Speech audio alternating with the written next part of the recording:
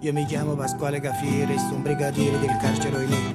Io mi chiamo Cafiero Pasquale, sto a Poggio Reale dal 53 e al 100° catenaccio. Alla sera mi sento uno straccio. Per fortuna che al braccio speciale c'è un uomo geniale che parla con me. Tutto il giorno con 4 infamoni, briganti papponi, cornuti lacche. Tutto loro Gustavo Donzia che sputa minaccia e sta piglio con me. Ma alla fine mi assetto papale, mi spottone mi leggo il giornale, mi consiglio con Don Raffaele, mi spiega che pensa e beviamo un caffè.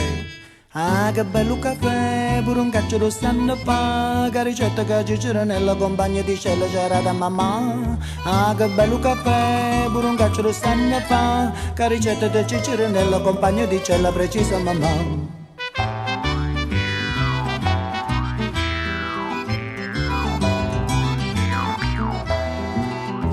Prima pagina, 20 notizie, 21 ingiustizie, lo Stato che fa?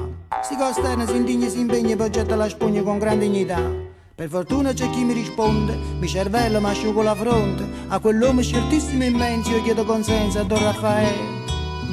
Galantuomo che tiene 6 figli, ha chiesto una casa e c'erano i consigli. E se solo che Dio lo perdona, rinde rulotto c'ha le divisioni. Ma vi basta una mossa, una voce, che sto Cristo ce l'aveva una croce. Con rispetto si è fatto le 3, vuli da sprembuto, vuli do caffè.